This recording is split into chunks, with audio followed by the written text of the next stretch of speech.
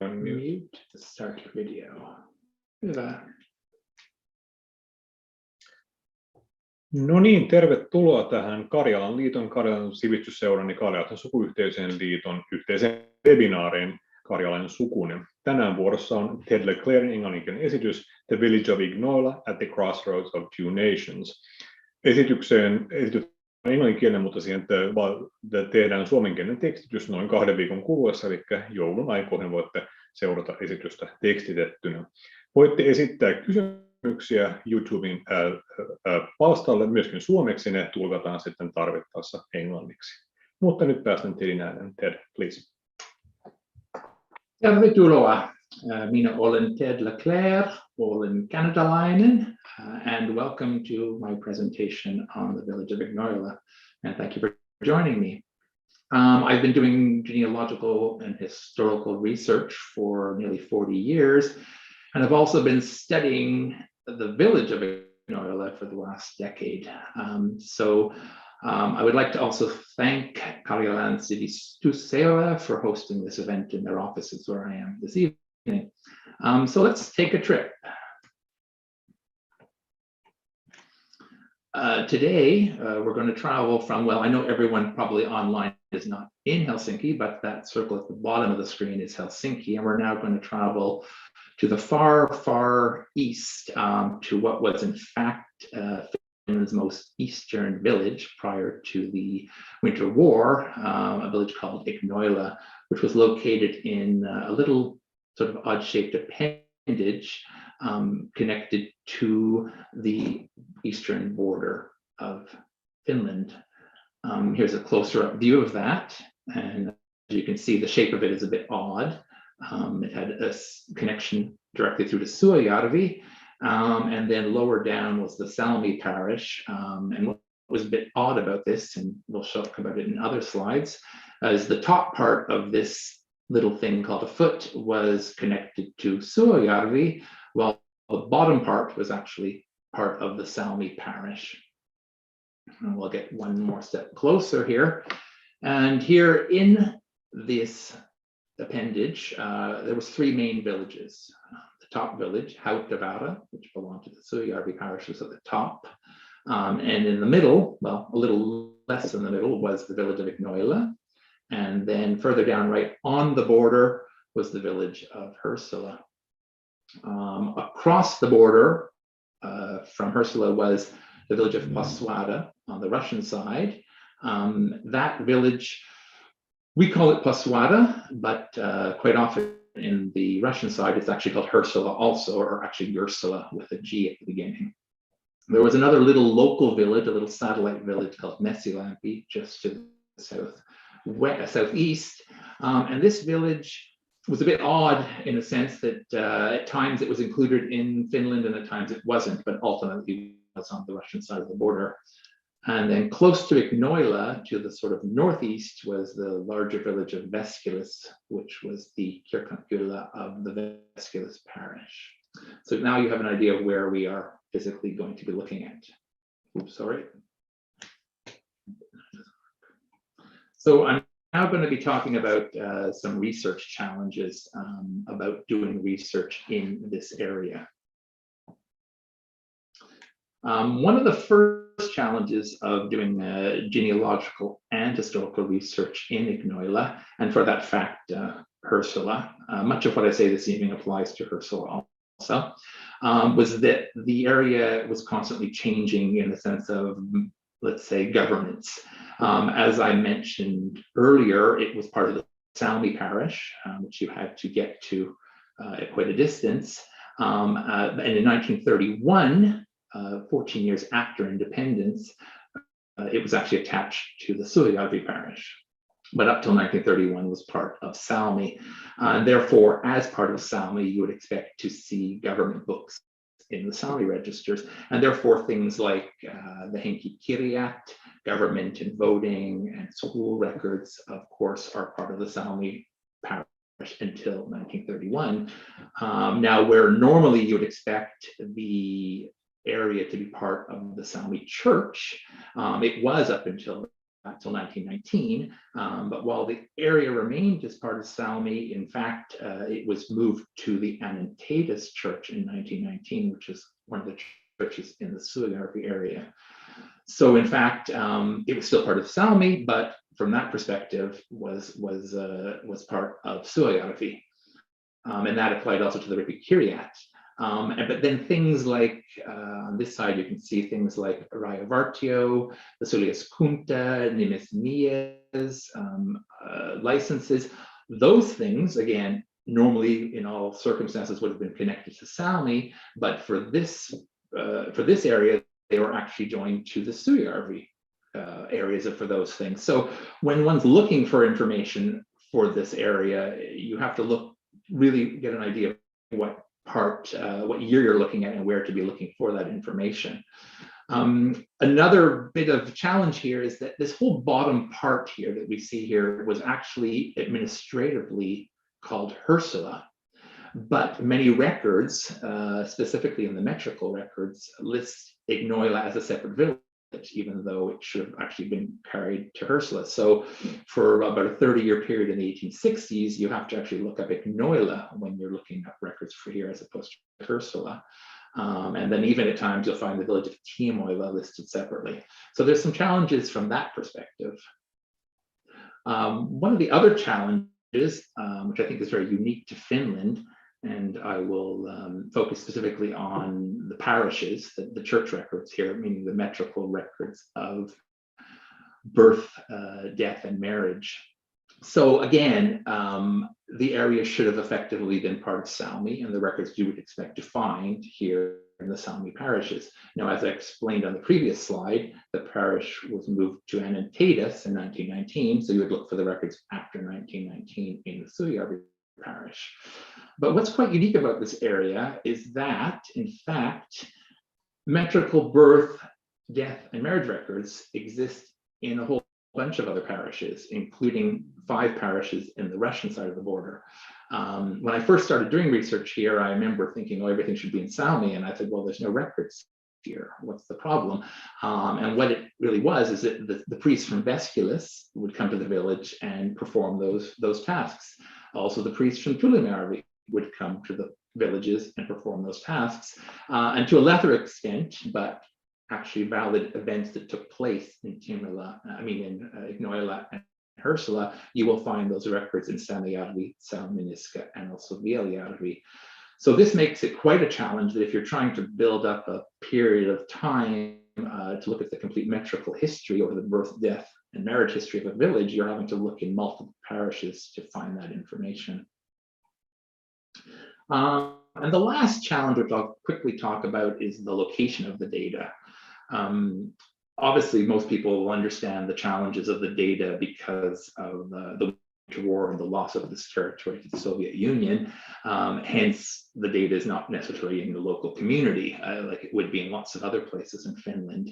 But what we find today is that there is information in Finland, in Helsinki, Mikkeli, which has a lot of the records from the parishes that were lost.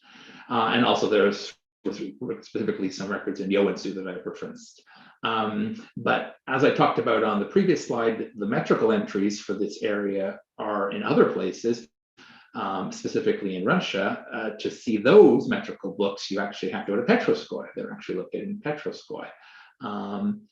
And then because of records having been left in Viipuri at when the areas were emptied in 1939 and actually 1940, in 1944, records were left behind. So in fact, there's records in St. Petersburg, and there's also records in Viipuri.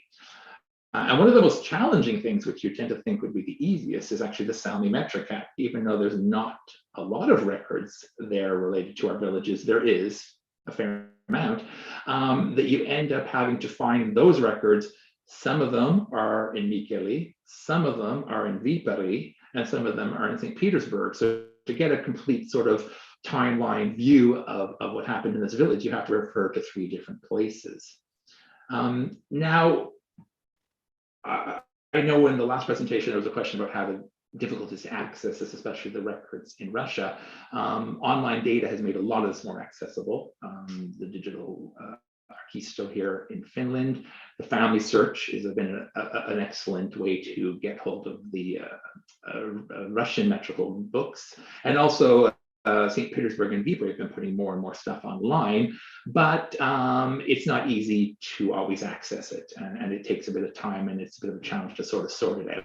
But the data is out there, and with time, I always encourage people, with time, you can get to it. Okay, so we're going to move on to the, We're going to move on to the development of the village. So I'm specifically going to talk about how Ignoila came about. I'll talk a bit about early history of the area, which sort of will lead into how Ignoila developed. This map from 1652 is one of the earliest maps of the area, and you can see the shape is a bit different than the shapes in the later maps that I saw you, and I think the border was evolving with time.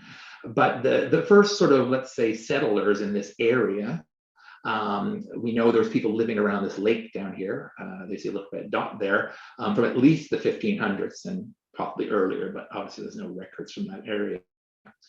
This weird shape came about from the 1617 Stolbova peace treaty between Sweden and Russia, with that territory being given to Sweden. Now, there's lots of stories about how the shape developed, and you can read in books about farmers demanding that they be kept as part of the area being given to Sweden, even though I find that a bit odd, as why would you want to be part of Sweden given their Lutheran sort of slant?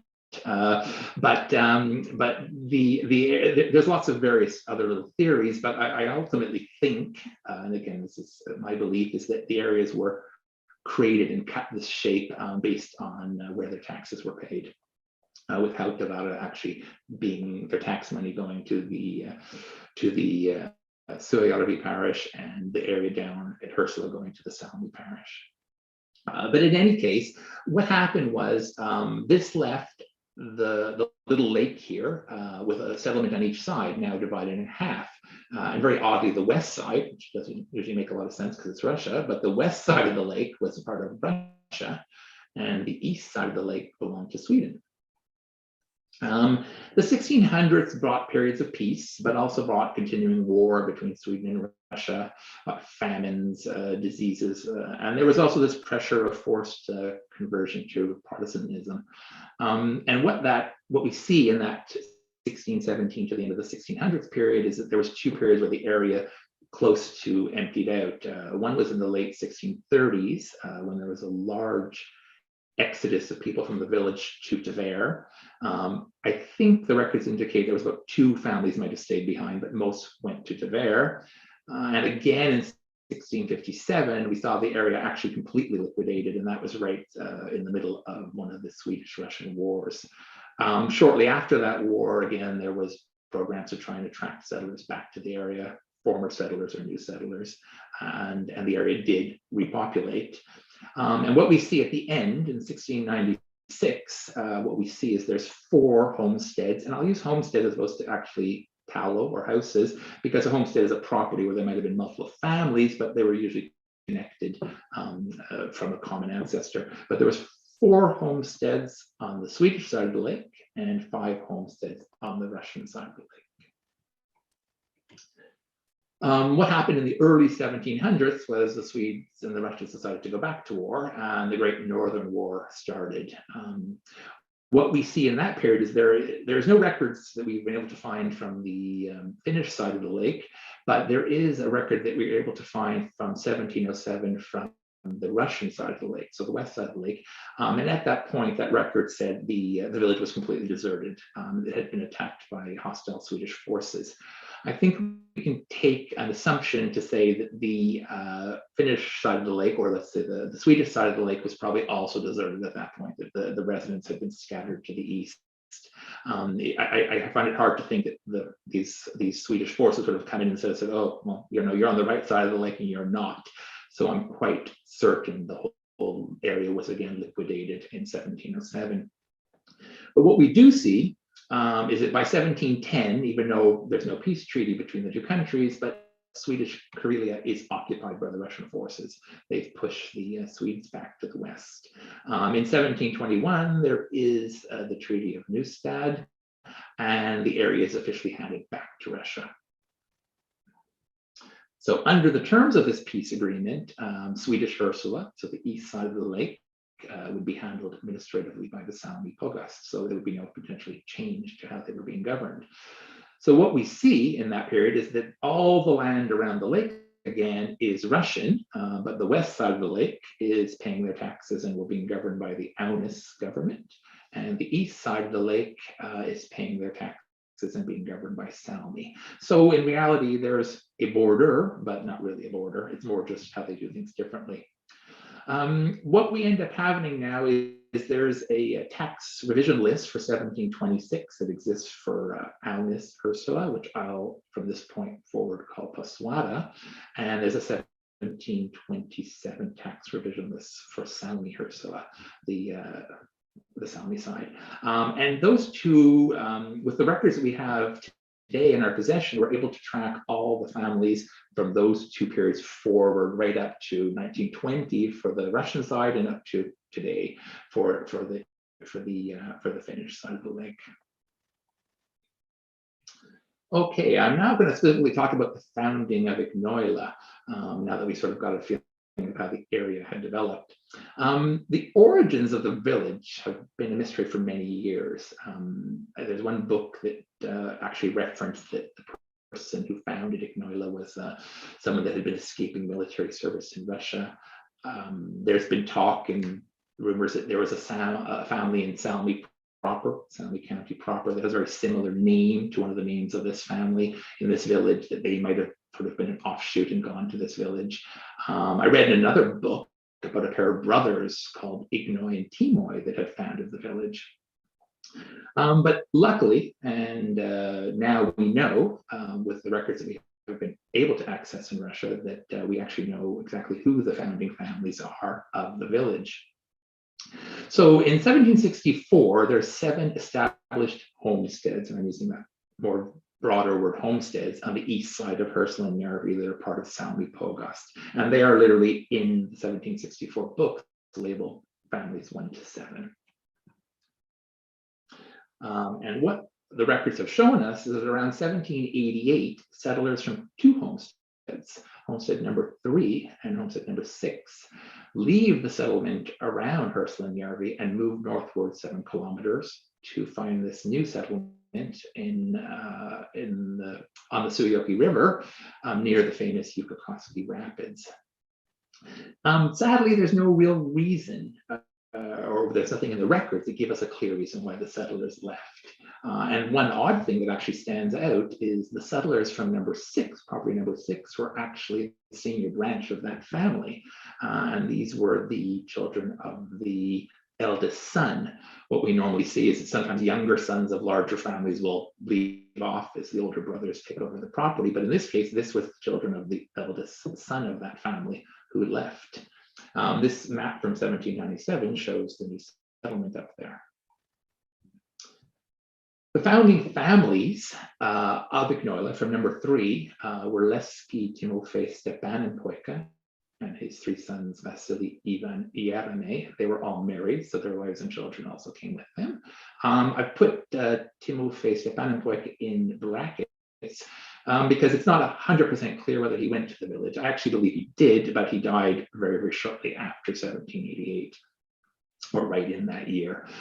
And from property number 6 was the family of Ignati Kondratein Poika, but actually it was his widow, Veronia Kononoff Tutor, and her 3 sons, Mihai, Alexei, and Semen, and also their younger sister, Agrippina. Mihai was married and had a wife and children, so they also came up also. Records show that the predominant family was that of Ignati Kondratein Poika, and I don't necessarily mean was the better family, but it was more of the predominant in the sense that they may have been leading the settlement up there. In the records that we've accessed, Timofey Stepan Poika's family are listed as Posud Sednik, not a very easy word to pronounce, but that actually means that they were living as tenants on another taxpayer's homestead.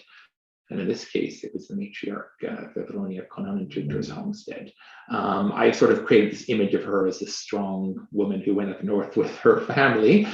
That's again my image of how I've seen her. My records give little indication that she might have been that sort of character, but again, no one is to know.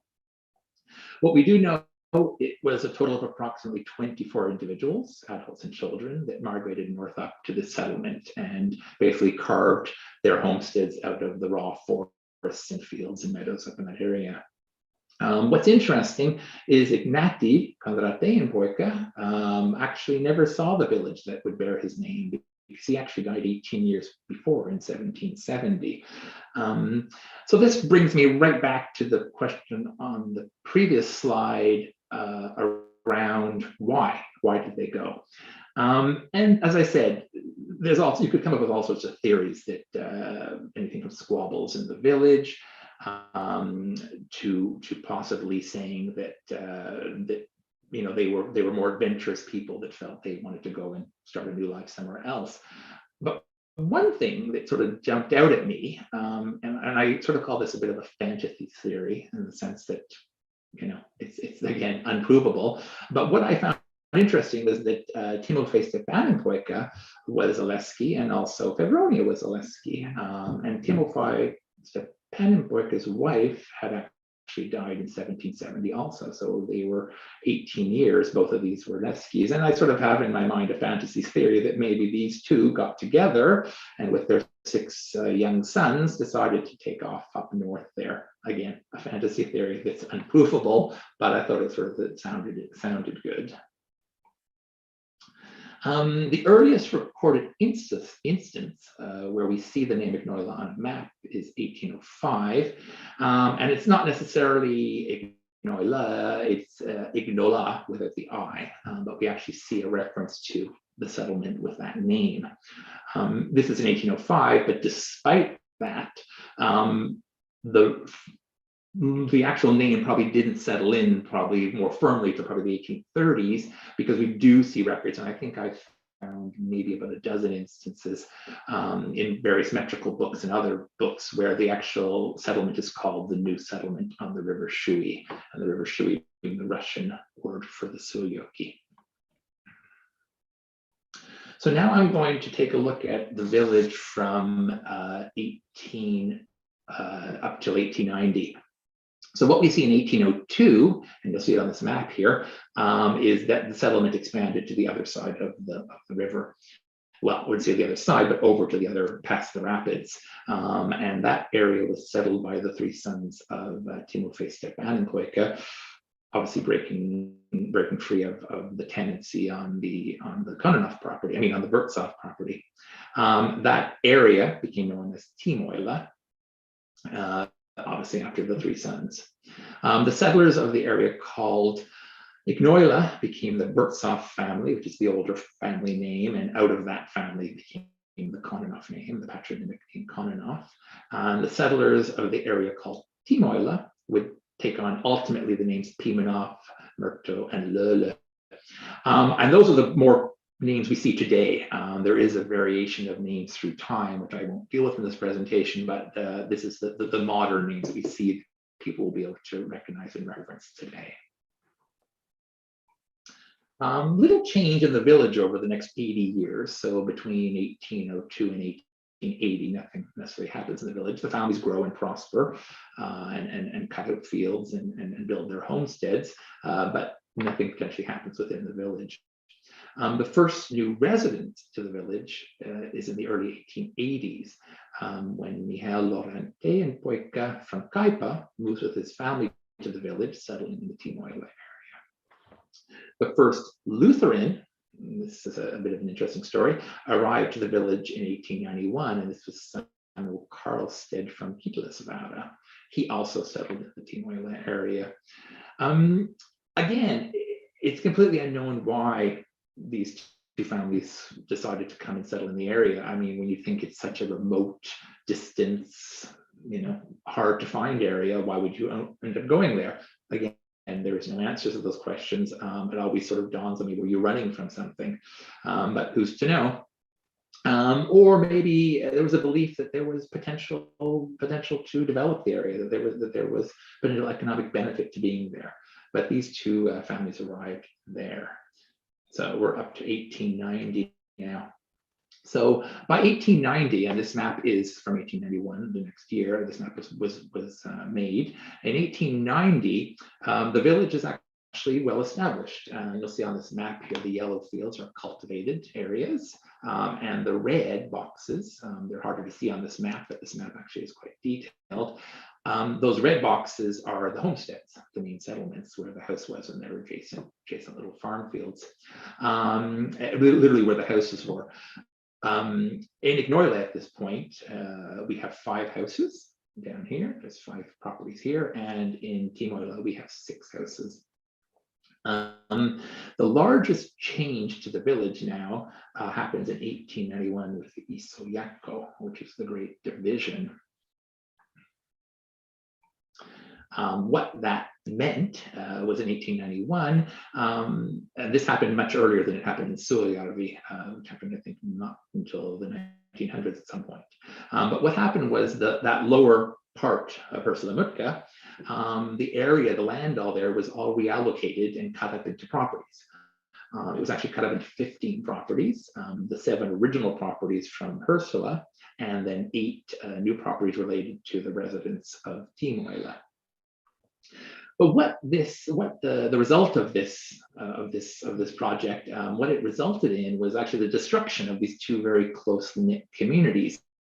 I have to turn to think back in this sort of less advanced time. Being close together had its benefits of just sharing farming tools, helping each other during troubled times, and the rest. But so these 2 little very tight-knit communities were going to be split up as a result of the Isoyakko.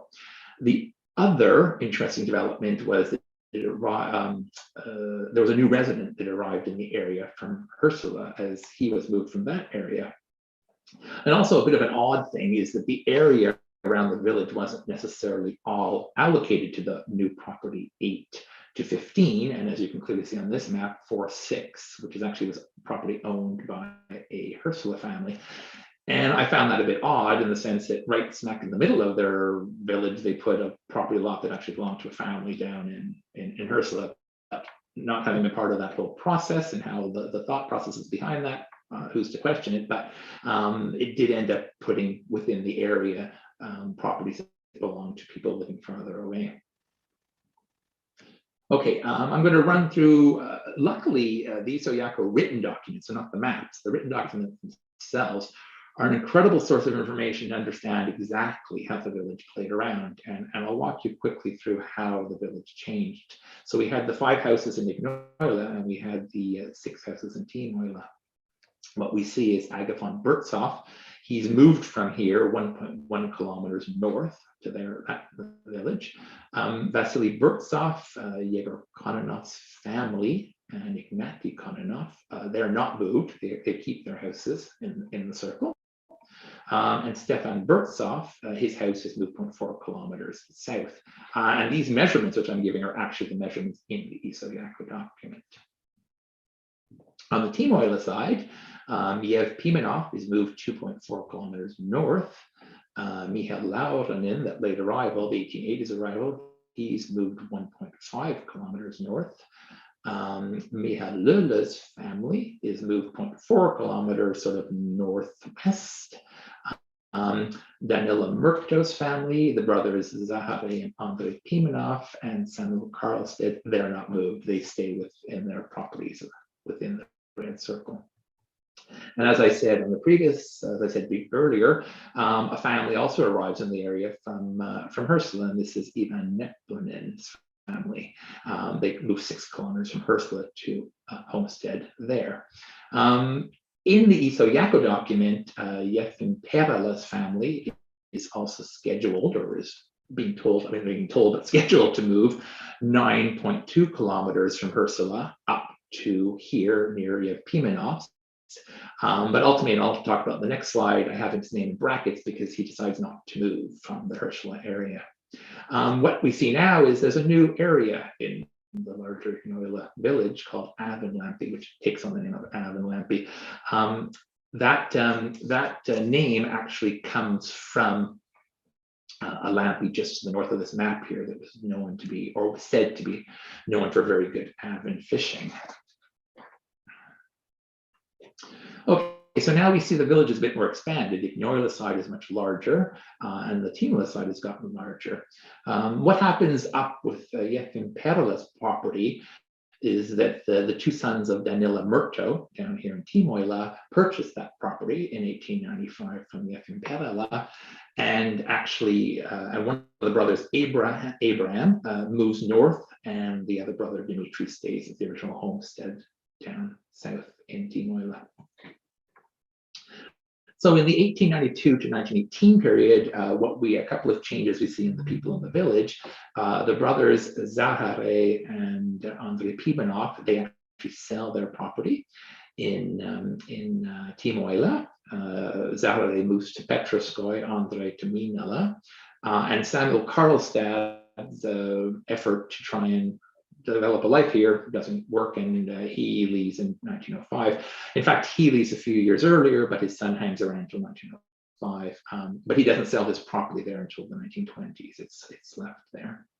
The question of why these people, especially why the Zahara and Andrei left, again, completely unknown, but it's a bit odd also that one went very, very far to the east and one went way over to the west to Salmi. So, but again, what was in their thought process is unknown.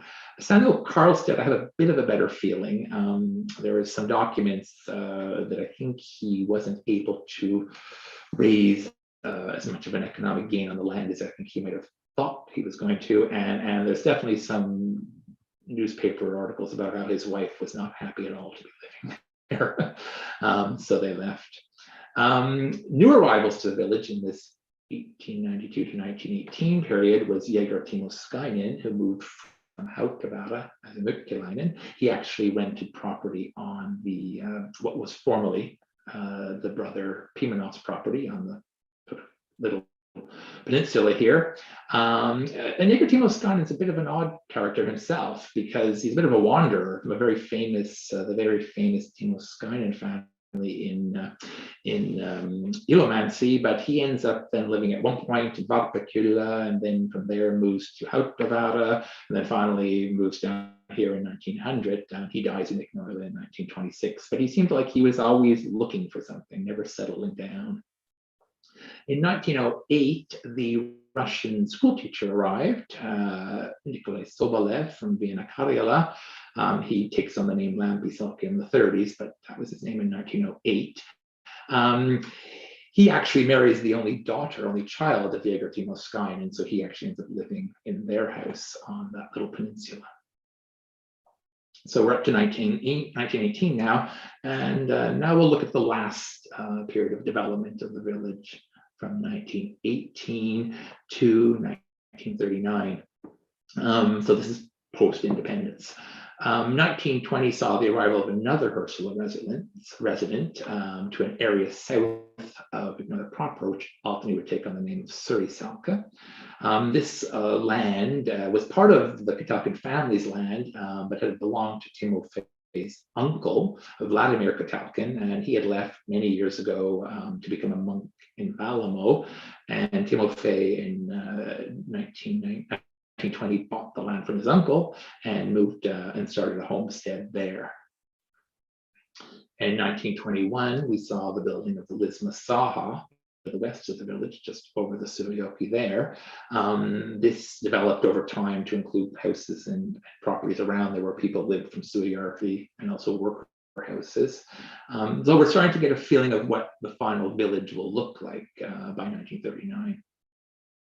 So the next big, let's say, event, or let's say change that happened in the village happened in the 1920s. And that was the arrival in the village of several Karjalainen families from the 1920s period. The dates I've got here of 1921, the date you see at the beginning of these names is not the date that the family or this individual had actually came to Finland. It was actually the date they came to the village. So some of these individuals came earlier to Finland, but this is when they actually settled in the village. Theodore Antonin arrived in 1921. He married one of the girls from the Avanlampi, one of the Murto girls from the Avanlampi village. Sadly, she passed away after having several children, and he ended up marrying one of the other Karjalainens, Tatiana Petrov. She had arrived in 1927 to the village as a servant to one of the Kononoff houses. And in reality, by the late 1920s, there had actually been a discussion that she should be expedited from the border villages for various reasons. But in the meantime, Theodore Antonin's wife had died, and she had married him, and they allowed her to stay. Mikko Kuisman arrived from Ignoila. Again, you'll see as I tell their stories that there's connections to all these people. Mikko Kuisman was, his mother was a Leclairen, so he was the nephew of the Leclairen people and their property. So he actually in 1921 came over the border and moved into with his uncles. Grigori Osipov from Ulajoki, he married one of the Murto girls from Avanlampi, but they had actually lived in his village for a period of time. Had come to Finland, but then went back during the amnesty period, but then ultimately came back over the border to and settled in Ignoila, her home village, his wife's home village. Theodore Molosovkin, he had come earlier also and gone back during the amnesty period and back and forth a few times. But again, he's connected to the village because his mother was a Burtsoff from the Ignoila area, so he ended up settling in the village also. And then Ivan Yeliseyev, he came much earlier, in I think in 1919, spent lots of time in Korpiselka, Pikaranta and things, but ended up falling in love and marrying one of the Leclairen daughters and settling in that house there, and he lived in the village also. So the main thing we see is that they are increasing the population of the village and bringing in new blood. But as you've heard from the stories, I said other individual here, they had a connection. You weren't allowed to just necessarily settle in that area. You had to have government permission to actually live in the border regions. And all these people had connection to the village that meant there was no major issue with them living there. Okay, the last thing, other developments in this period included the 1926 building of the Ignoilan Raja-Karjalan Tower. It's located over here. 1929 is at the building of the schoolhouse. The schoolhouse, we call it the schoolhouse, and everyone refers to it as the schoolhouse, but it actually was a private house that was built in 1929, specifically by Ivan Burtsoff, but it was built on the assumption that he would rent half the property as a schoolhouse and also have a heated apartment for the teacher and the second floor of the building. But it was actually a private residence. It wasn't a dedicated schoolhouse. It was a private residence that was partly used as a schoolhouse. 1937 saw the building of the Ignoilan Chasona. It had a beautiful position up on a sort of higher mountain peak here that overlooked Timoila and to the south Ignoila. I'm not sure whether from that peak you could actually see as far as Avanlampi or Suriselka, but it had a beautiful view of the area down to the rapids and river. 1938 saw the building of the Wiborg Wood Co power plant, which brought electricity to the village. It also was a major supplier of electricity into Suojärvi and to the mills and also to the villages of Suojärvi. Also in this period, several other Karjalainen arrived in the 1930s period.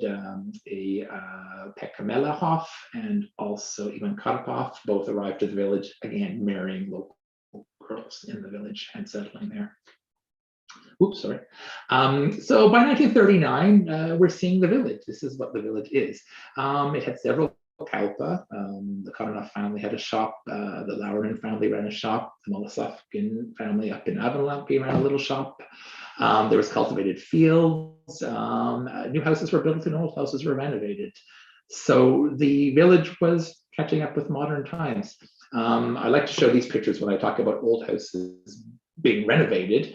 This is actually the same house, if you believe it. This is in 1938, the picture to the right. And I think for us today, we all think, oh, what a shame, when you look at the beautiful old Karelian house with the cut fretwork edging and the beautiful logs and framed windows and symbolism of Karelia, and it was sort of converted to this. What's fun to look is the chimney didn't change; it's the identical chimney. But basically, I guess for the people then in 1938, this was seen as progress and advancement and sort of getting rid of the old ways. Okay, so that's the village up to 1939 and how the village came about and what it developed into. So for the last part of the presentation, I'm going to talk about how the location of the village, right here on the Russian-Finnish border, how it affected life there. I mean, Ignoila was, for all intents and purposes, a common farming community. There was forestry, the men worked at forestry, you grew your own food, you did your own weaving. It was a very small little village. At its greatest, it was only 250 people. And you know, women ran the homes, they tended the gardens and took care of the cattle. So when you think of it, you would tend to think this is a very, you know, calm, quiet little boring village, like any other small little tiny farming community in Finland, or even for that sake around the world. But its place, its location on the border really meant that life was far from calm and straightforward. Okay, so, and this is going to be more of a timeline picture of the village again, from the start until 1939. So we'll start with the Grand Duchy period. So from 1812 to 1917, Ursula Mutka had in effect been part of Russia since 1721, as we talked about earlier, in the area called Manhan Suomi, but it was still governed by these Swedish laws. So it was part of Viipuri province, so it didn't have any serfdom laws. So a border existed in the sense, there was a border between the area, but it was really just on paper. The people easily freely crossed the border to live their lives. 1812 saw the area of Old Finland added into the Grand Duchy of Finland, which had been created in 1809. But again, little would be seen in day-to-day life. A little change would be happening. I mean, for all on paperwork, there should have been tolls for goods that were traveling between the Grand Duchy and Russia, but none ever existed in this area. I mean, you sometimes see in the late 1800s commentary that there should be better tolls because so much goods were traveling back and forth. But I would be under the impression the government would have felt that it made no sense to employ full-time toll keepers in these areas, these very small remote areas. And as you see from this map, it's not the greatest map, but you can actually see the main roads from Ignoila here. This little dotted road, it actually was a road, and I know because I've heard some stories of horse and carriages taking that road directly to Veskulis. But via that route, you easily got down to Ylöjoki. This was the road down to Ursula, and then Ursula, you took the road through Tulemajärvi to get to the Salmi parish. If you had to get there, the little village of Messilähti on the side there, and the village of Harjulahti. This road actually down to Pitilahti was actually called the Ursula Road because it literally went right up to Ursula. There was a road north, and you can see it here, up to Hautavaara. But the truth of it, that was a very sketchy road, using an English word, made of logs and through marshes and the rest, and we'll see some photos of that coming up. So what we actually see in this period is that the economic trade, doctors, and religious life was mainly conducted on the Russian side of the border. As I talked about earlier with regards to the metrical entries, they were really the key ones that handled the area. So life was very much connected to the Russian side, even though they were part of the Grand Duchy. And an interesting statistic that shows the strength of these connections to the east can be seen from the immigration from Ignoila, people that left the village. So between 1855 and 1917, 11 sons of families left the village. Some of those sons were married with children, had married women from Suojärvi and Ursula and other areas. Some of them were single men, but out of the 11 sons that I can account for that left the village between 1855 and 1917, all of them went to Russia, except one that went to Salmi, which I talked about earlier, the Pimenok brother that went to Minala, but none went to Suojärvi. So it just shows you that there was a belief that even though the system was different on the Russian side, but that their economic opportunities were on the Russian side of the border. This is just a small little point there, that the location might have also been an advantage for people who wanted to manage. because there is recorded instances of farmers having not paid their taxes. When the taxman showed up, the farmer had escaped Aunus for their unpaid taxes. There's a lot of newspaper article I reference here, which talks about how people were talking about not seeing the priest from Salmi, and actually the statistics specifically on that. In 1888, when this article was written, if you go and look at the Salmi registers, the last burial in Salmi is in 1876, and the last baptism in Salmi is in 1880. So you're looking at minimum 8 years before a priest ever had come to the village. I'm now going to talk about the period of Russification.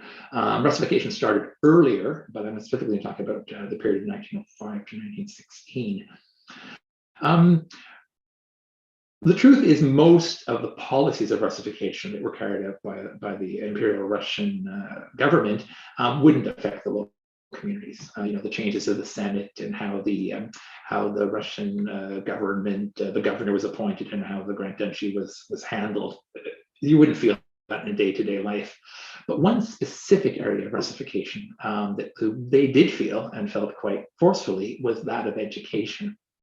And it's funny, what comes to my mind is when you think of Itä-Karjala today and the Soviet Union's Russification period of the 50s and 60s, and how it literally did change the area. I mean, there is a resurgence and a reinterest in the Karelian language and the Karelian culture in the area, but how language is such a fundamental part of your culture. And education was seen as the tool of Russification, and the Finnish language schools in Hersula and Mutka were in their very, very early stages. The Finnish school in Hautavaara had been founded in 1899, the Ignoila one in 1910, and the Hersula school in 1913. And all these schools were just privately funded schools. They were not government-sponsored schools. They were just founded by individuals that wanted to try and promote the Finnish language in the area. The Orthodox Russian Church also very strongly supported the Russification effort, and all the population, as we know, was of the Orthodox faith. There's an interesting quote here from Archimagrita Cipriano, where he literally says, Russia is the language of God. So when you're being told that by your spiritual leader, you sort of have to figure out what you'll be doing. The Russian school in Hersula opened in 1908, serving the peoples in the area. So we know for a fact peoples from Paswara and the peoples from Ignoila all attended that school, and obviously the students from Hersula. And the Hautavaara Russian school was opened in 1911. These little Finnish privately run schools were persecuted for all sorts of infractions, many fabricated to just justify their closure or censure. And a very interesting story in the history of the Ignoila school was when the priest from Vesculis came with the Russian school teacher from Hersula on one of the Yulapaiva for the Tsar. The school, by fault or by choice, had not been flying the proper Tsarist Imperial Russian flag, and it caused quite a stink when Sobolev Zorin wrote a letter to the Governor General of Finland protesting this, I guess, nasty action. And as a result, the Ignoila school was closed for 3 years. It wasn't closed by the government. What ended up happening was the private supporters of the school just felt they didn't want to rock the boat, and therefore they removed the funding for the school, so the school had been closed. Another interesting thing that happened in 1915, the Viipuri Orthodox Diocese made a proposal to the Imperial Finnish Senate that all Finnish private schools in Salmi should be closed. And using their exact words for that, they had said because fanatical national propaganda is practiced in the schools and separate Lutheran education is being disseminated. Nothing actually ultimately came of that request, but it just shows you how hard the government position was against these schools, and also the religious infrastructure was against these schools.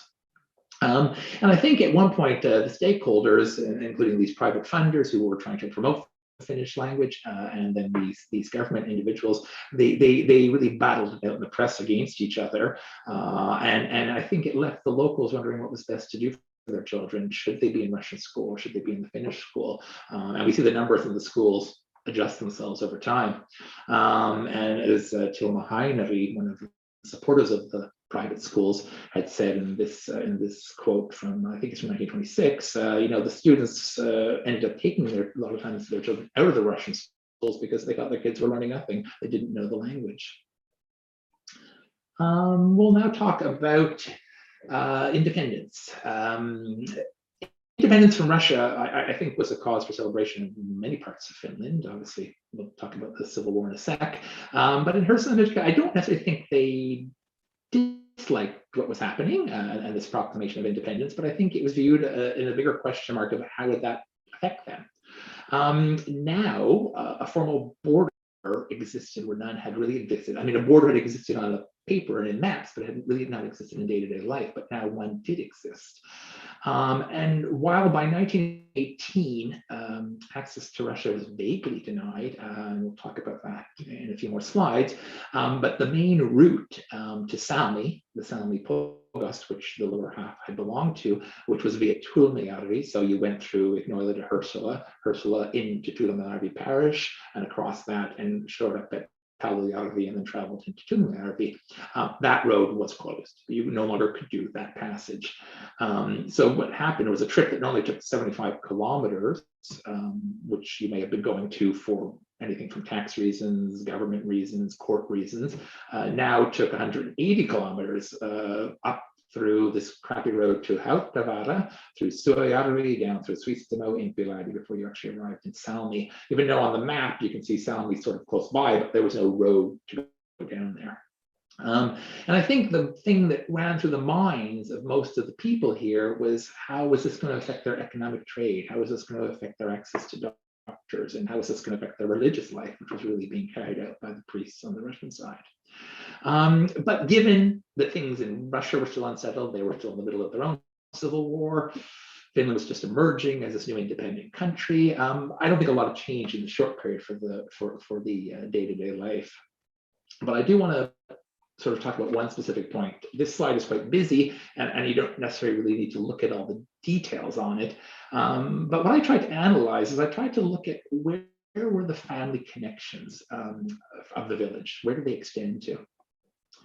And what I found out is that by looking from 1800 to 1918, what we're looking at here is, let's say, a daughter of a family moved out to a village, she married away to a village, or a bride arrived from another village to Ignoila. So in fact, her family would be from the village that she came from. Or also, this also includes those 11 families that left the village, or also would include Kotivavu, a son that married into the village. And what we see here is that if I look at Suojärvi and Salmi, and this is Hersula Salmi, if I look at that area, it's actually 40 connections. And now if I look at Tuulamajärvi in Russia, Vieljärvi in Russia, Salminiska, Vestkelis, Samajärvi, and then also further areas farther afield in Russia, we're looking at 80 connections. So what we're actually seeing is that over 60% of the family connections of the village are to cities and areas, I should say, villages and areas in Russia. And while, yes, we know these are little small farming communities that, you didn't necessarily take a month-long vacation like we do today, but they did keep in touch. I've read and accessed enough records that talk about people saying how they did travel to each other's villages at certain times of the years, and very, very specifically during the Prazdnika celebrations. That was the time when you did actually make the effort on a given weekend or a given day of the month to go visit your family in their home village. So what we see is basically in 1918, boom, over 60% of those family connections are now cut. And as I said, you had to just get on with life, but I don't know if we ever really sat back and thought what kind of emotional impact that had. And you tend to think, a daughter who's married to Ignoila, she'll never see her parents or her family living again. There's a case of a Leski who married into Ignoila in 1916. And then again, but she had children, her sons and her daughters on the Russian side. So when the border closed, this mother would never see her children ever again. So there was an impact. This was a large impact, and again, how the people viewed this, I don't necessarily know, but you have to think it had to have an emotional impact on them. Sorry. Okay, we're going to move on to the Civil War. The Civil War was not officially fought in Hersel-America, but turmoil in Russia to the east and turmoil in Finland to the west caused the area to be quite unsettled. The closest battle actually to Hersel-America up here was actually in Warsaw. That happened on the 8th of February 1918, but it wasn't really much of a battle. I think it lasted a couple of hours and the Reds were quickly overtaken. But the location as an isolated border region made the area open to Bolshevik attacks that were in support of the Red cause in Finland. The area was seen as potentially as an access point to incite revolution in the northern regions. But there is an indication that the area was actually more white supporting, or a combination of white supporting and also independent supporting.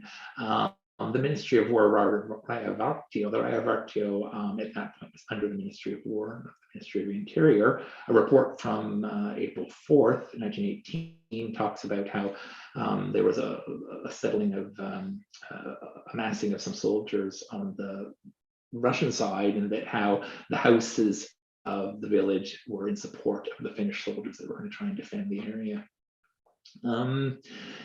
At the end of the war, which didn't, the 5-month period, there was quite a stream of Finnish Reds that came through the area, coming down from Burtsoff and other areas, other northern areas, heading to Russia, feeling that they lost and their fortunes are going to be found on the Russian side.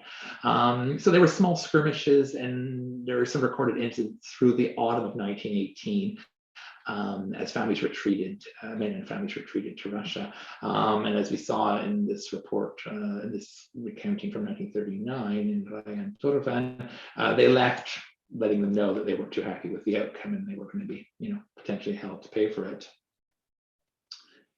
Okay, I'm now going to talk a little bit about, and it's a bit of a play on words here. I'm calling it Raja-Karjalan and Raja-Karjala, because it really, Raja-Karjala was the area, but this was really the Raja-Karjala of the area.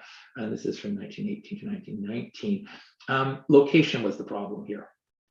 So now with the road to Veskila closed and the road through Tuulimarvi to Salmi closed, the only way to get to Ignoila and Hersela was actually through this long plank and log road through the marshes and dense forests from Hautavara. It was a 13-kilometer trip down from Hautavara to Ignoila, then another 7 to Hersela.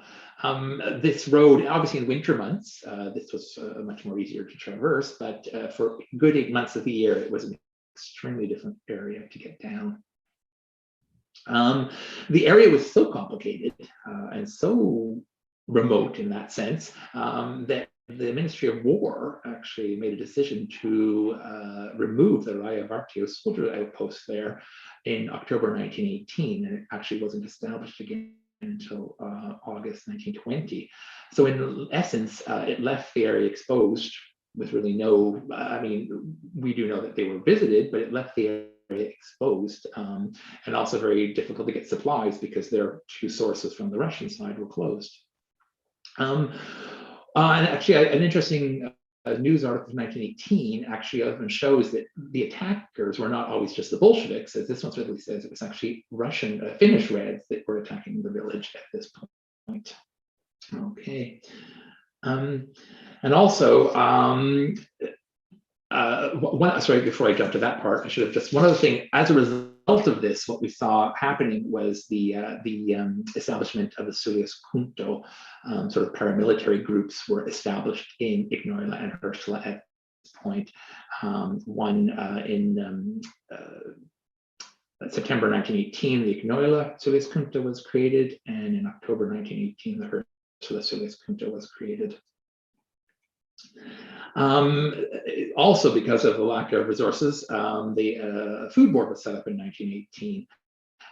Sadly, and this was an area that historically had been very self-sufficient, very self-sufficient in supporting themselves. But again, having no access to resources around them now, they needed bigger help.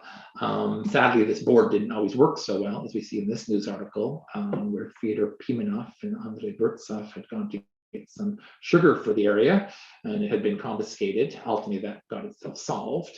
And also, you can see how desperate it got in the area. Maria Löhle, when she was interrogated in 1921, when she returned to the area, had been told that she'd been sent away in 1918 because of the lack of food to her family in the Russian side.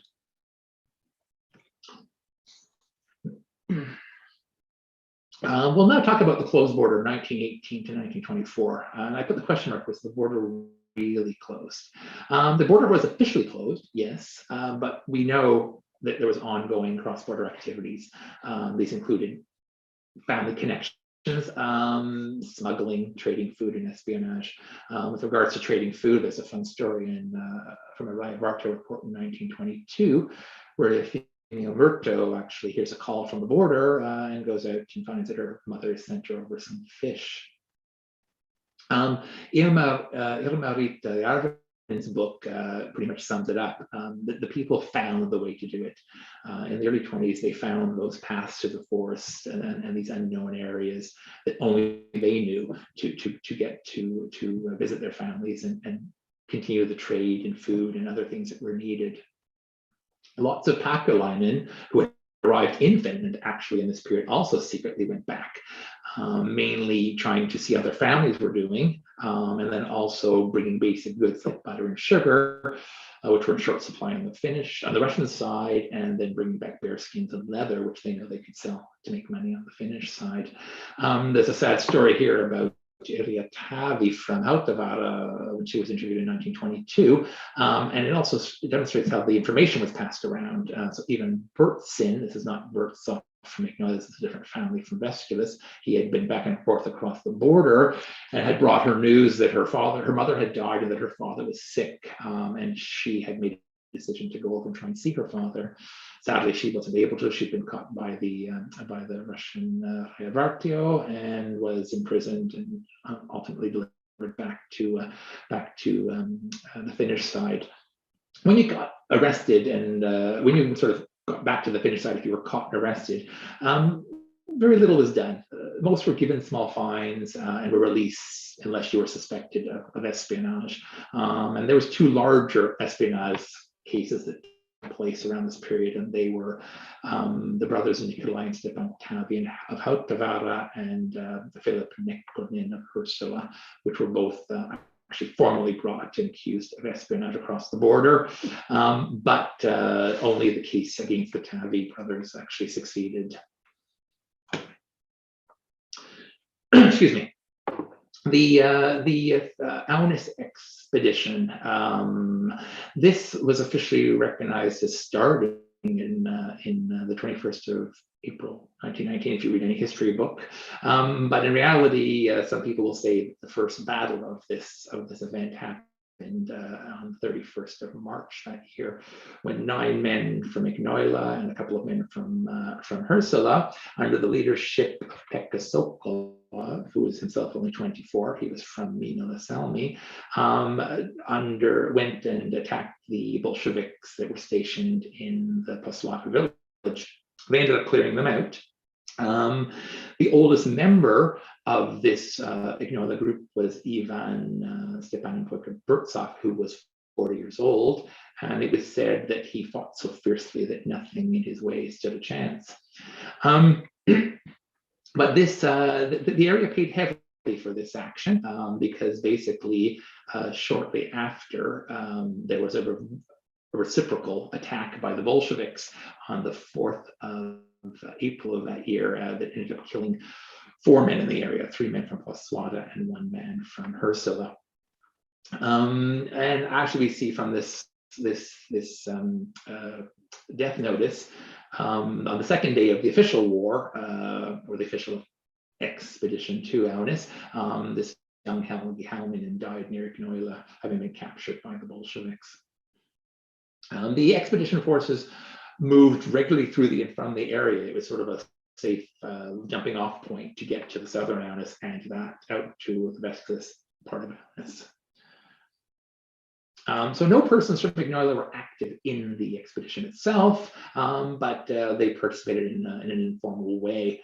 The Molosovkin family, which is related, their mother was a Burtsoff from Ignoila. They were very active in the Aunus uprising, with Pekka Molosovkin actually being part of the interim government at the period. The locals, if you read the stories of that period, a lot of the soldiers stayed in the local houses. They were fed by the local families. So there was a lot of action in the area during that period. And as you actually see from this article in Karjala in 1919, actually the Ignoila people stationed in Ignoila actually were able to come over and rescue the retreat. We also have to think that the people of the village also would have heard the noise, seen the battles, heard the gunfire, especially on the retreating side. So on the 15th of August 1919, the last Finnish forces retreated from Aunus to Hautavara, and the expedition was over in southern Aunus. I think what the outcome of this whole event, this short period event, what it left for the locals was they sort of felt a little bit nervous about would there be a tit for tat back against them, even to the point of would Herzenmutka be invaded by the Bolsheviks. The next period we want to look at is the Bolshevik attacks on the area. So there was issues in 1918, but 1919 things became a bit more problematic. There was a bit of a lull of these Bolshevik attacks during the period of the Aunus expedition, but they started again in 1920. The locals were actually told to leave their lamps burning at night to try and deter the attackers, because a lot of these attacks happened in the evening. 2 men were killed in these attacks, 2 local men, 2 Ignoila men, Dmitry Neponin in his field. He and his brother were collecting hay in their field, and they were attacked under gunfire by some Bolsheviks. And then even Burtsoff, who was also in his field, was shot and killed on the 24th of April 1920. As the Karjala article shows, at the same time as even Burtsoff had been killed, Karjalainen and even Paramanov, who was with him, was taken back across the border. The brothers Makarin and Fyodor Pimenov were caught at Avonlampi and taken over the border in April 1919. And while it's not clear exactly how they got back, there's an indication it might have been a prisoner swap at one point. But as you see from these little articles, other people were killed. I mean, I talked about Dmitry and Ivan, but in Ignoila, the Karjalainen and Kornisov and his wife were both killed in the village during that period. And there was other people killed, Ivan Tavin, Hautavara, Fyodor, Yanis in Ursula, and I talked about the other men in Paswada. So it was a bit of a dangerous period at that point. More often than not, they weren't necessarily attacks to invade, they were more just attacks for information. Usually when they got to the houses, they would demand to know information about the Raivartio, the Suliaskunta, how many military are in the area, what members belong to the guards. They would also steal horses and food and goods. But as we see from this interesting little quote from the Suliaskunta report from 1920, you sort of get impression that the people started to take it in their own stride. Pavel Kononoff had reported that on the 13th of October, his house had been invaded by some Bolsheviks, but the only person at home was his 70-year-old wife. And of course, they asked her about the military situation, and she said, oh, there's 20 men in town. And that obviously that might have scared them, and they wanted to leave. And then the wife said, well, shouldn't you wait till the so what's interesting on that, what I find interesting about that story is that it either shows that she was a very, very clever woman that knew to try and keep these men occupied until maybe other men would show up to arrest them, or on the other side of the coin, she's just really shows Karelian hospitality at its best. The raids and attacks subsided in 1923, but they did leave the area feeling vulnerable. The next sort of phase, 1919 to 1932, that we see affecting the village was the arrival of the Karjalainen.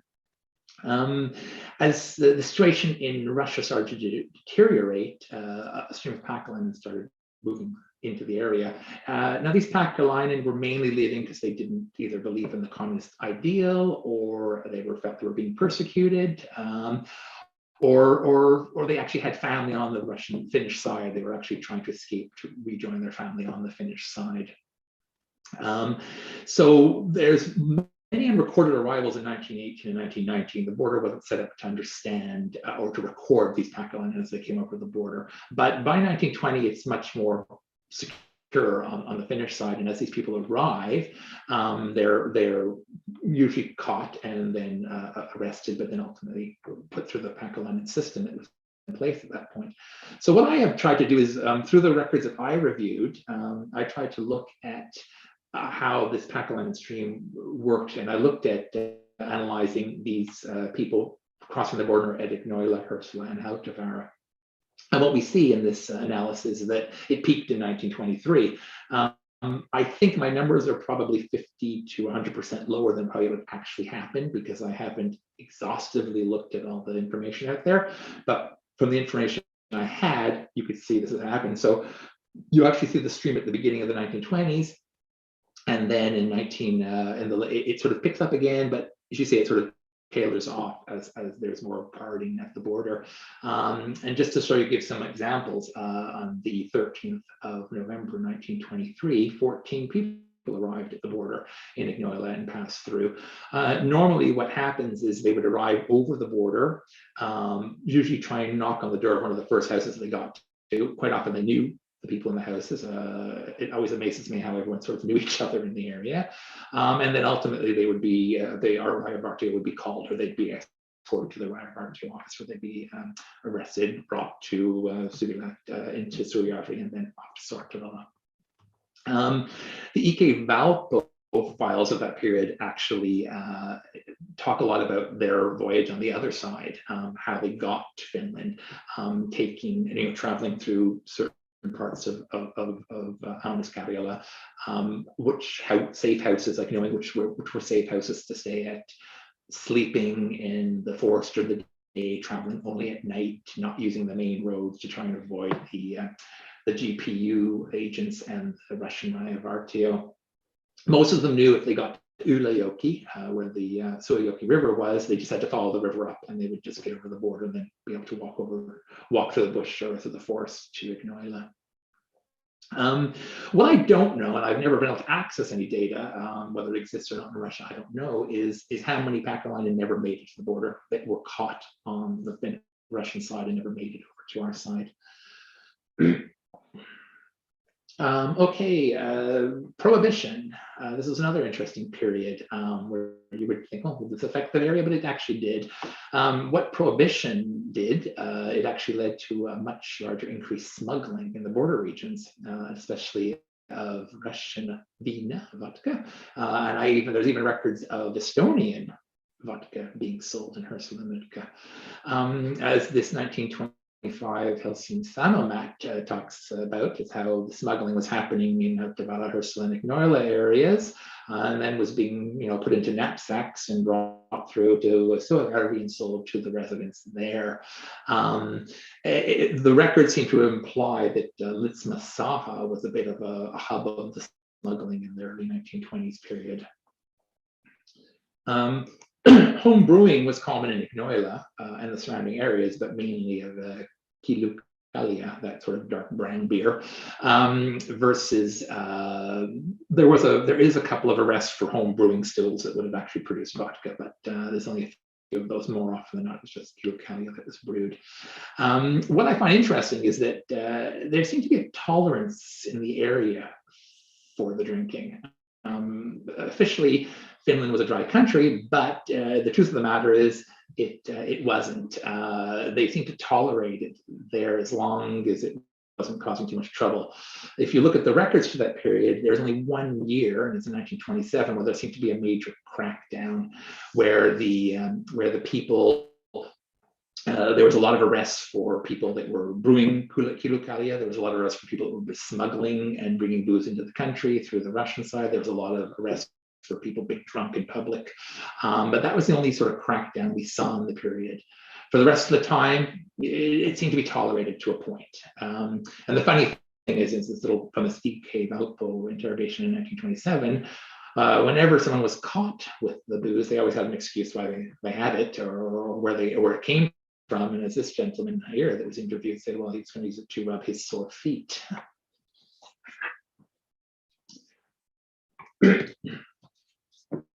A misstep might end you up in Petroskoy. As the order became more secure, there was increased patrols by the Russians around the border. And the border, again, was not terribly completely clear. Excuse me. So what ended up happening is if you were fishing or hunting near the border, or if your cow or sheep ran across the border and you went to retrieve it, it would cause you some grief. And here's some examples. I've just put some examples here. There are other cases, but Nikifor Karjalainen and Andrei Koivosek fishing in 1924 on Herselin Järvi got caught and brought over. They again claimed they were not on the Russian side, but the Russian Raja-Karjalan man pointing a gun at them said, "Yes, you are, and come with us." Karjalainen smacked the guard that had sort of caught them on the head with a rock. How that all turned is a bit unclear, but knocked the guy out. Whether he killed him, I don't know. But they were able to escape back to Ursula. Tatiana Hauke chased her horses in 1926.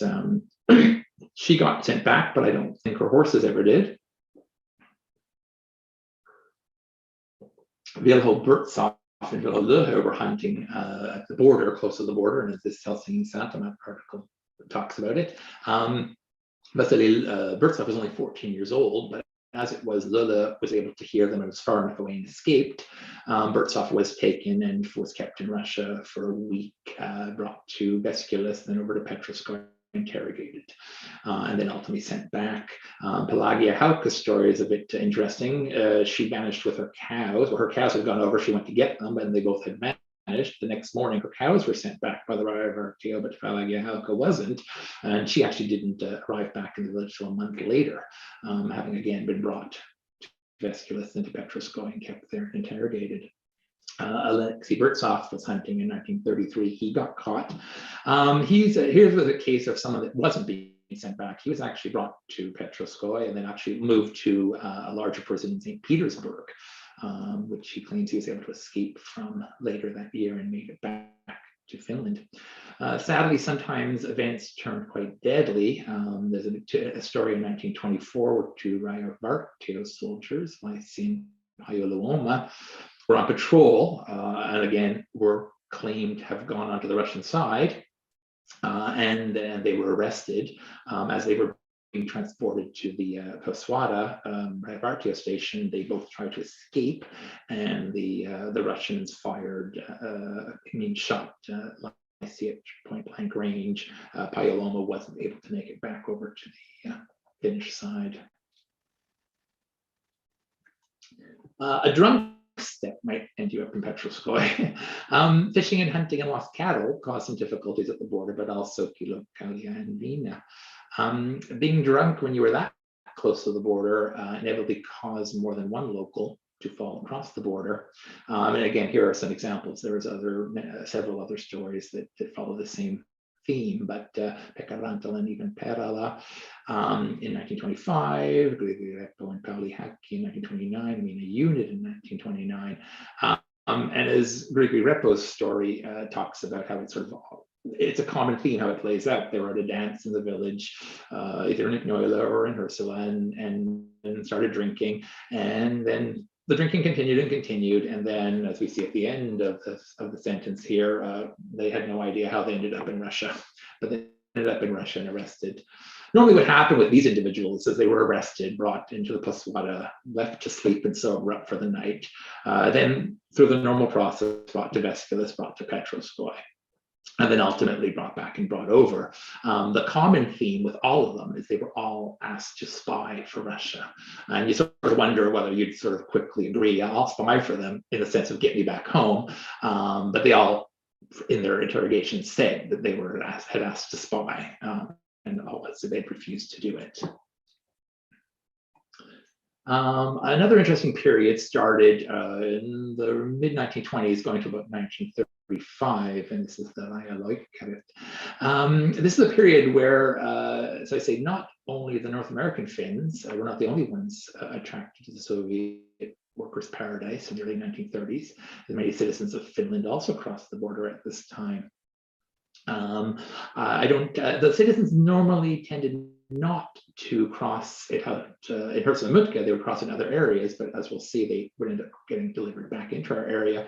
Most of these people went there despite the Finnish propaganda against the Soviet Union, and also even despite real life stories that were printed quite often in the press. These people did believe that life was better on the Soviet side. Most border jumpers found that it wasn't what they expected it to be. Most of them were arrested, again, brought to Vestkeles, brought through to Petroskoy, imprisoned in Petroskoy. Most of them for longer periods of time. They were interrogated endlessly and then had to do sort of slave labor for little food in these prison systems, in the prison system in Petroskoy. And ultimately, after a period of time, they became just a burden on the Soviet system, so they would be marched back a lot of times on foot from Petroskoy to the border with Ignoila and tossed over. And again, if we look at an analysis I've done, and I don't think the analysis is exhaustive again, because I don't think every border jumper was interrogated, but we start to see this sort of peaked in 1931. And as we see from one of the articles here, one day in 1931, 37 of these individuals were tossed over at Ignoila. And it caused such a mess of trying to organize it all that they actually delayed part of it till the next morning. And the local presses, as we see here in Ceuta, treated these people with contempt. They were very much ridiculed and looked at as really people that were not supporting the homeland. Just a quick comment. Now we've sort of looked at that earlier period there, how the closed border, the Karjalainen, the Raja-Karjalan, as people were constantly moving through the area. I sort of asked myself, well, how would the locals have seen this? And there's some written stories, and I'll just give one example where a servant of one of the Kononoff family servants, her name is aiheena, she actually was interviewed at one point, and she talked about how she was going out in the morning to milk the cows, and lo and behold, in the barn was this unknown man with a bunch of bags of Russian vodka. The one thing I did hear is that no one, in all the people I spoke to and interviewed around the village over the last 10 years, no one ever instantly said they felt frightened and lived in fear. And so as this quote shows here, I think they just felt it was life around them. This is what it was like. People were constantly moving in and out, and you'd see strangers on your roads. An interesting event happened in 1926 it started in 1925 when the Finnish and Soviet governments agreed to set up a border commission to clearly mark the border between the two countries. Hadn't been done since 1910. Many places were overgrown. As you saw in some of the earlier things, there was always an argument, are you on the Russian side or are you on the Finnish side? And it was definitely clearly the case in Herzl-Mutka. But what ended up happening was in Ladoga and several other papers, it was sort of reported in early 1926 that no decision had been made about what was going to happen with the border area, and of course this led to rumors circulating in Herzl-Mutka that the border was to be straightened. And you see the green lines I've put here. So we'll trade off this land, we'll give Finland this land, and that the area would be traded off to the Soviet Union. And this caused all sorts of headache and grief for the local people. School children wrote letters to the government officials pleading not to be taken from their homes or cut off to be part of the Soviet Union. And of course, it started to play out in the papers also, people making statements saying this is ridiculous. It took a few months for the rumors to die down, and ultimately nothing came of it. The borders did not change at all. But ultimately, this was definitely a case of by the government saying nothing early on, it actually caused, it was saying a lot by saying nothing. And again, the papers start to get into a tit for tat thing, and that there was accusations that there was reckless reporting. Abductions across the border, 1929 to 1936. This is another bit of a frightening period, actually. So in the late 1920s, this is literally Soviet GPU agents were crossing into the Finnish side and abducting people from the area. And these people, none of these people were ever seen again that we'll talk about now. Interestingly, whenever the Finnish authorities inquired of the Soviets, so where did this person go? There was always a complete denial that they knew nothing about it. Never saw the person, knew nothing about it.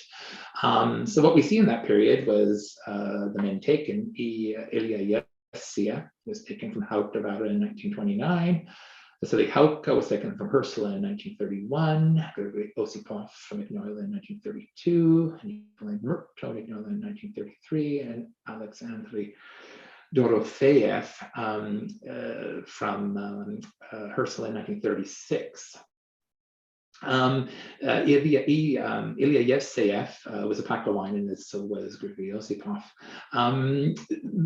The stories of their abductions are very varied, to the point of them being lured to the border, being told your brother's waiting for you at the border. That seemed to be the case with Ilya Yevseyev and Grigory Osipov.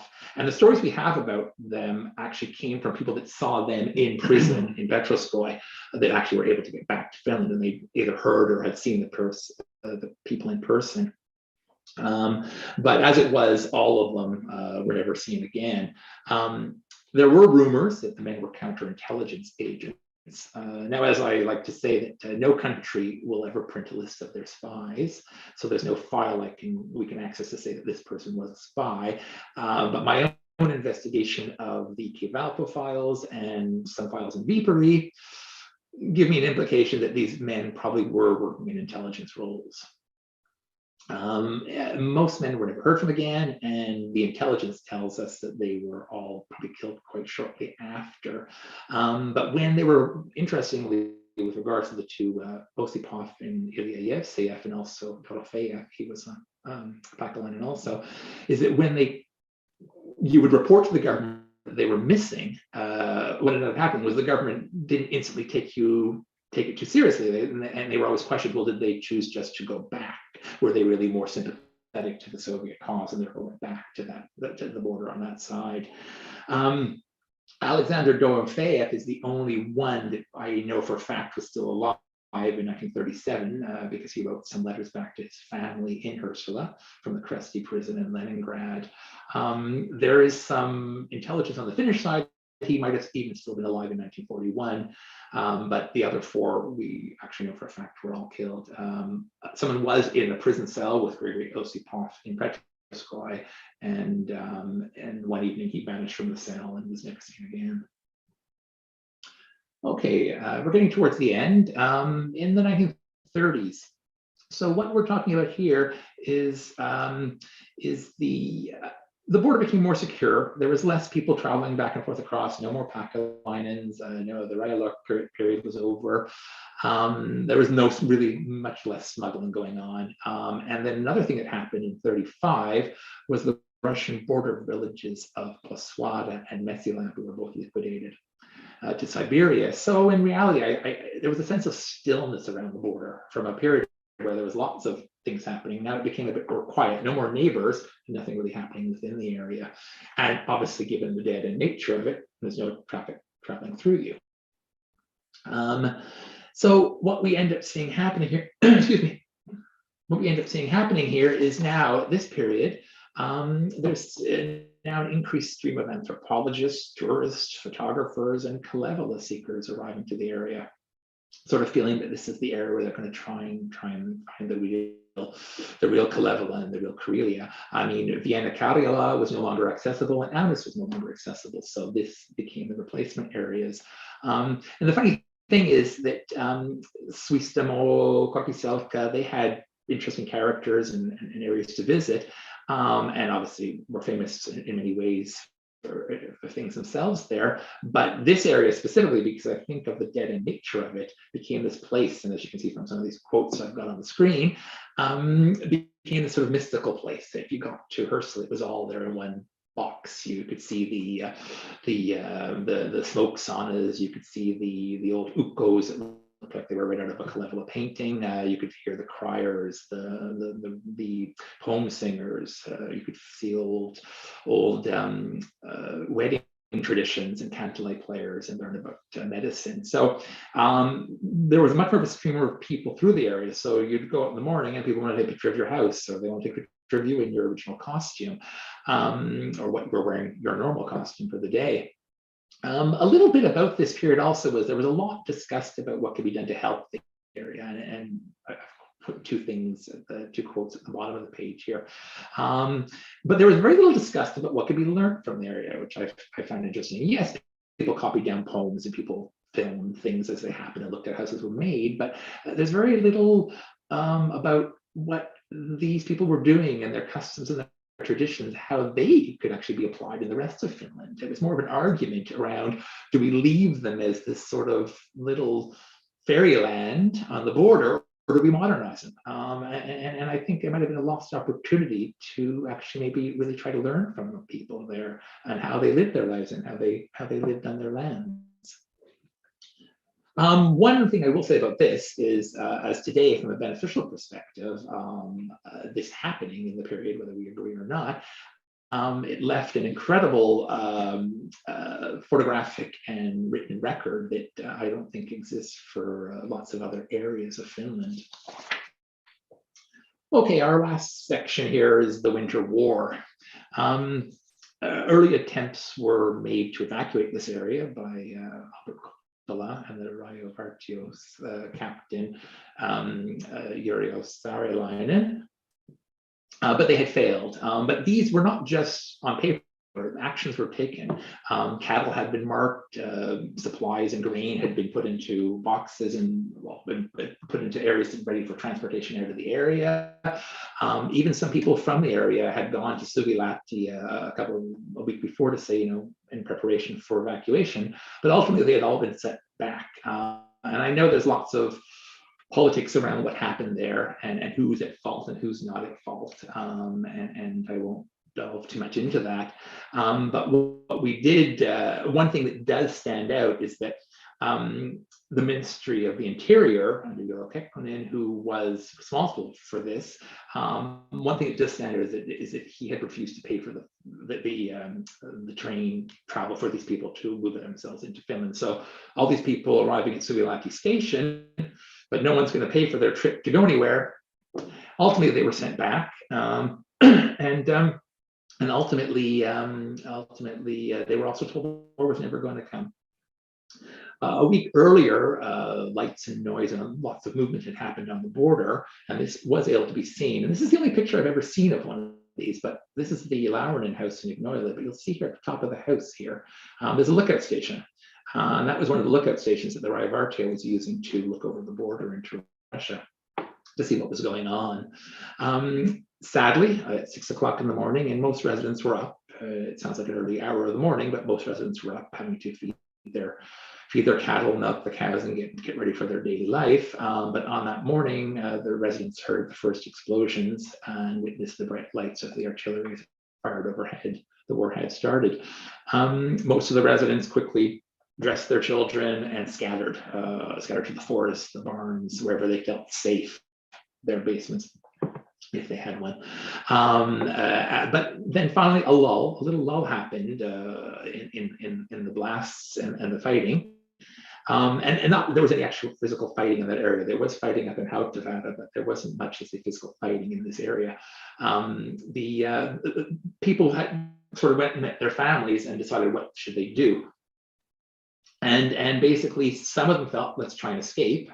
And groups of them did move along. You see my red arrow on the map here, moved along where the power lines went from the power plant, tried to take that route as an escape route up to Suvilahti.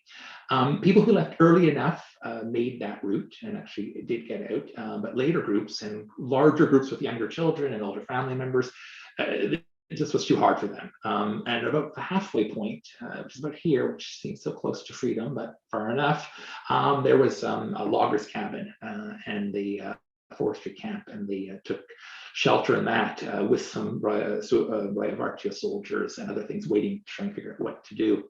Sadly, families with infirm elderly or many children actually couldn't leave the village. It was just impossible. It was a very cold winter, had been starting, but the truth is the the rivers and the bogs and the swamps were not frozen yet, so they weren't easy to cross at that point. So they hid in their forests and their barns, and it was impossible for them to leave. After the initial barrage had ended, the village was quiet. The Red Army quickly just moved along the main roads up. The group at the forester camp remained crowded into this smoky little cabin, waiting for the arrival of help, or at least some indication of what they should do. They couldn't move forward given the weather. They also started to hear smoke and gunfire from the Sulilauri direction. So therefore, was that even a safe route to take at that point? So the last groups of Raja-Karjalan men did leave the cabin. There was some men from Ursula and a couple of the Ignoila ones, and they moved up, and their story is can be told at another time, but they made it through. But ultimately, most of the forestry camp were mainly just residents. There was no military left there. Finally decided to go home after 2 nights. Each day, one member of the family would sneak back to the village to feed the cows and check on the animals. But there was no Red Army in the village. So finally, after 2 days, most from that cabin came back down to Ignoila. Some found their homes disturbed. Some food had taken, but generally nothing major had happened. And generally everyone in the village was safe and no one had been hurt. And on the 2nd of December, representatives of the Red Army and of the new government arrived to tell the villagers they were now part of the Kusinin Finnish People's Republic. The villagers lived.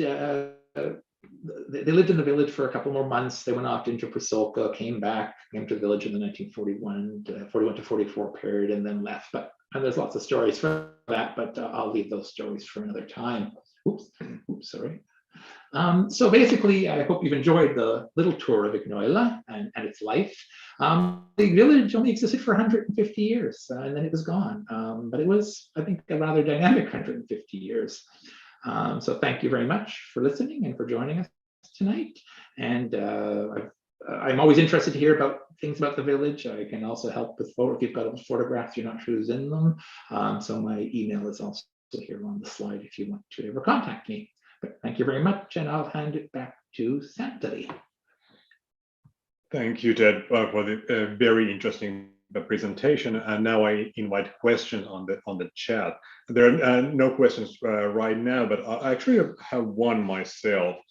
You've talked about the village of Hautavaara and how it's part of Suojärvi, and then it only being like 13 kilometers from Ignoila, and yet it seems like the worlds are like 2 worlds apart. But as we know from Hautavaara, that they also had very tight connections to Veskeles, and like there are lots of marriages to Veskeles and Salmeniska. So what I found striking in your graph, that how few marriages there are actually between Ignoila and Hautavaara. So do you have a story on that, or is it only a function of the bad bridge, or is there more like a sort of no established sort of marital connection dating from like 18th century or earlier times? So, or how would you sort of account for the fact?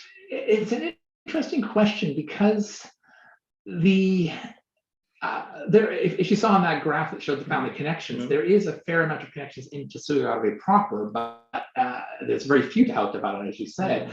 One of them, I know one of the Hautavaara sons comes with Kotivavu into Ignoila, and I know later on in the 20s period, we see it. My graph didn't cover the 20s, but you do see some more marriages in that direction. One of the Kononoff girls marries into the Tabby family, and you see much more of a connection there. Why? I don't think there's any specific reason. I don't necessarily have a specific reason why that would be a lack of connection to the area, unless it was just really more of a shared connection to the east. And therefore, you and I have actually had previous discussions about how marriages seem to be more arranged back in that period, and that the village elders, for lack of a better name, were very good at making sure people didn't intermarry, and that bloods weren't mixed and stuff like that in that period. And maybe there is some older connection to Hautavaara that we don't know about that was always sort of avoided in a way. Another interesting thing I find is that even in the village itself, where the Kononoff and Burtsoff family sort of married to each other, there's not a single solitary marriage between Timofey Stepanenkoiga and Fevronia Kononoff family. Those two families never intermerge, which I find is quite interesting. There's a comment here from Petri. Thanks for the interesting presentation, Ted. I'm interested in the languages spoken in the village. You mentioned the kids did not understand Russian, but I assume many adults did. Is that correct? Yes, most definitely. In that Russification period, actually, a lot of the adults and even younger kids at that period would have understood Russian, because before the schools, the Finnish schools were established, there was that kiertokolu sort of revolving type schools, which there was some, I'm not even sure what was even being taught in those schools, in the sense it was very basic stuff. But I do know for a fact that some of the men or younger boys in the early 1900s actually went to school in Vesculas. They traveled to Vesculas and went to school there. And learned Russian.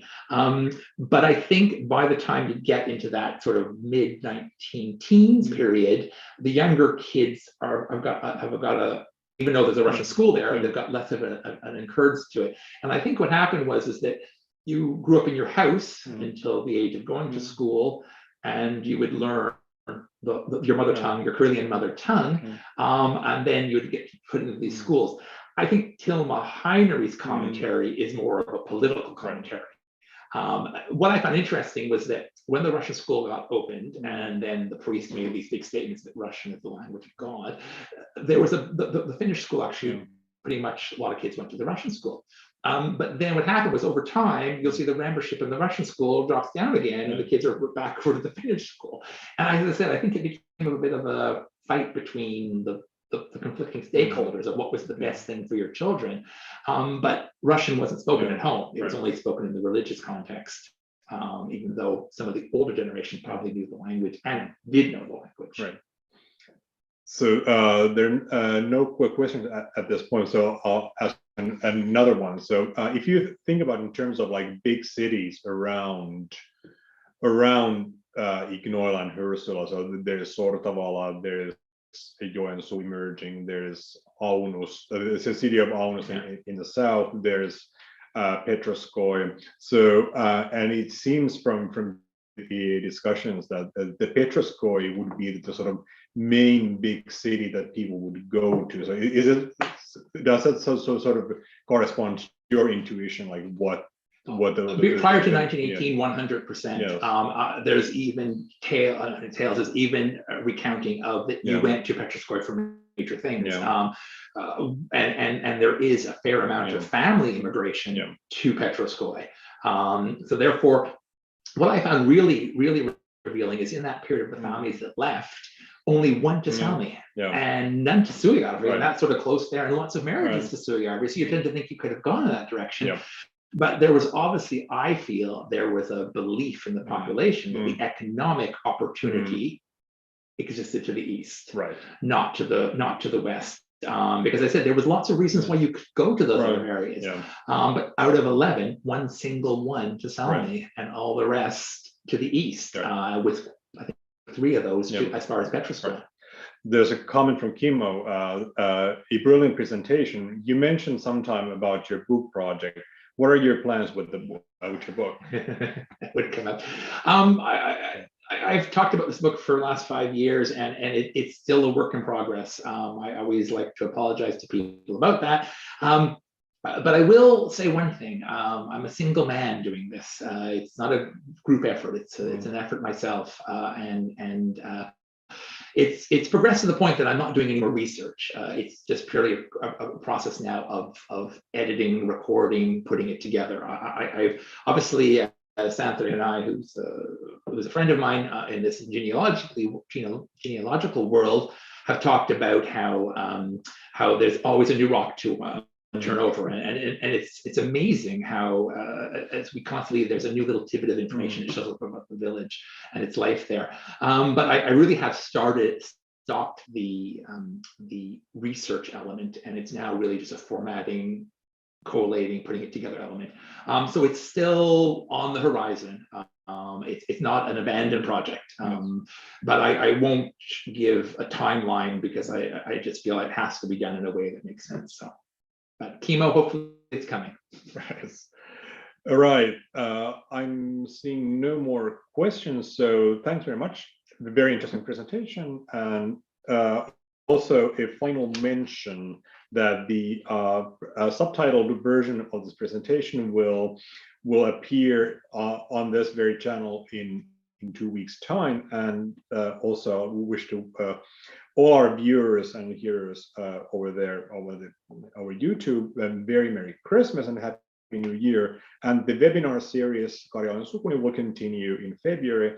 On the 3rd of February, me and Mikko Kuitla will present on Karelian names. So Mikko will be doing the Lutheran side and I will be doing the Orthodox side. So I look forward to meeting you then. Thank you very much.